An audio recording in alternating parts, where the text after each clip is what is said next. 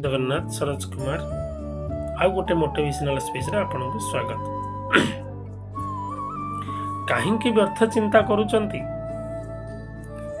ये दुनिया जे बनई ना पूरा दुनिया को तो सी संभाली ताहले आपन कौन से संभाली पारिबनी कि आज जाए जिते बेले भी खराब समय आसी से खराब समय बीती जाइए ना जिते बेले भल समय आसी से समय बीती जाइए ना भल समय खराब समय भितर कोटी है समान कथा थाए से सबू समय बीती जाए